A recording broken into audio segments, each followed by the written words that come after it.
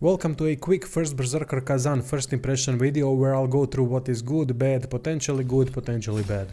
Full review is coming after the game has been beaten and endgame systems have been properly experienced. So far I've played it for about 15 hours and cleared the first region with the side quests. So what is Khazan? It's Neo, for the most part copy-paste game with the same systems in place. Same mission structure, same ability customization, random effects on gear sets. Do I mind that? Not yet, really, as long as they do a good job in their own way. Gameplay is Khazan's big selling point, you blind Team Ninja fanboy bastards, though it's going up against Neo itself in that department, and there's no game that can win in that contest, right? No, it's not as good as Neo combat-wise, but it's damn close, which is already a big compliment. Technical combat with proper depth and required understanding of the small things. Perfect dodge and perfect block play a huge factor here, and the game rewards such success with special attacks and counter-attacks that can't be done with regular blocks and dodges. There's also a counter-attack that works like a burst counter from Neo, where the enemy does some kind of a red colored attack and we counter it with a special move. Parry has its own skill tree where upon successfully parry or reflection, as the game calls it, buffs become active. Reflection has a very weird timing though, and I don't like using it, but it's a matter of practice. Abilities are really well done, with each of the 3 weapons that I've unlocked having few ability choices, of which some of them are quite cool. Like the ability that activates Blade Phantom for limited duration, so that when the player is performing a certain combo, Blade Phantom adds few hits on its own. Abilities work well but need to be tactically used, because exchanging hits with the bosses is not a smart option. However, when there's an opportunity to go all out, normal attacks combined with abilities can do some nasty work.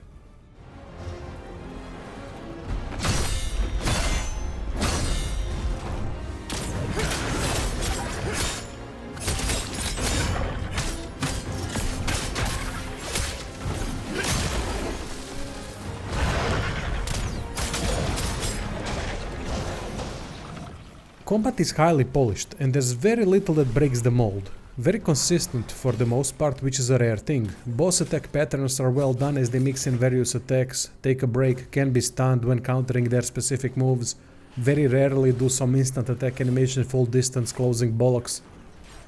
Boss fights for the most part are fair, but difficult nonetheless. Where they screwed up a bit, which is the reason why almost every player is going to die many times on some of the bosses, are sudden damage increases. You'll have a great fight for the most part, but parts of it are going to be affected by damage surge, where bosses can kill in 2 shots, which is frustrating. Definitely not as cheap as Neo, but still has bits of it too. Tracking attacks are a bit of bullshit in some fights too, because some of the attacks track way too much, which hurts players' positioning and makes the combat appear more clunky, but thankfully it's only a minor part of combat.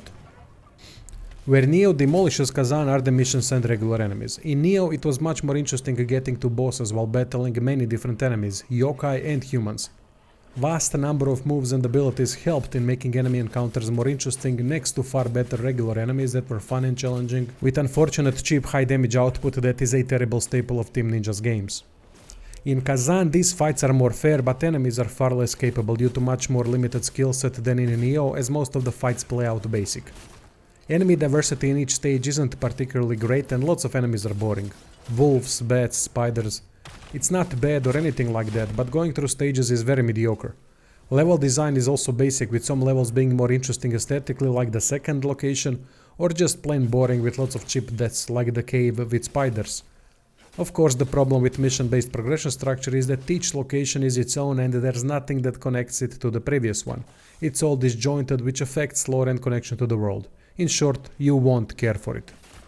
Overall gameplay is great, technical, mostly consistent and mostly fair, but still difficult nonetheless.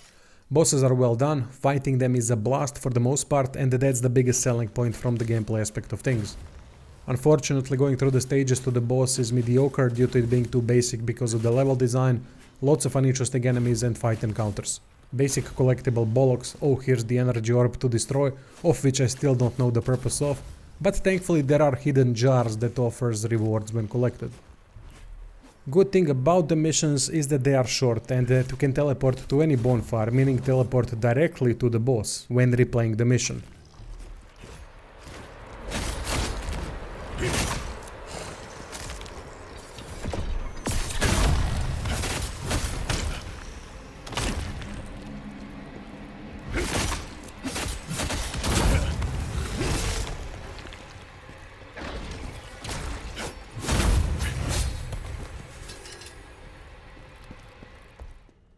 Outside missions we are in Crevice, a place between worlds that works as a hub where new characters join and provide services. Something like Demon Souls. Can't really comment on it yet as I have to see more of what it offers to see if there is any significance in creating such a hub, or could it just be done via menu like in Neo. What I like is the blacksmith that can craft armor sets after finding scrolls. Thankfully, scrolls that work like armor recipes are fixed finds and don't need stupid boss repetition grind in order to acquire.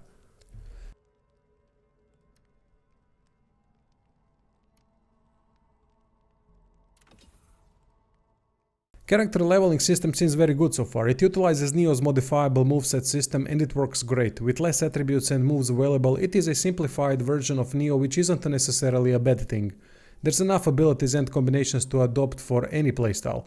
Focus on whatever you like, whether you want something more complex or something more simple, whether you want a variety of moves or master only a couple.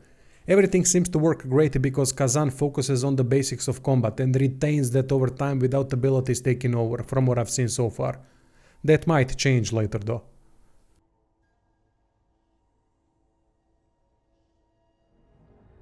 Last thing to mention is the story. Unfortunately, due to mission structure and lack of interesting story events, it loses significance quickly. Had an interesting premise, but so far in the first 15 hours didn't go anywhere with it. It's one of Neo's biggest weaknesses and I was hoping that Khazan could do something more with it. So far it's weak. Hopefully that changes.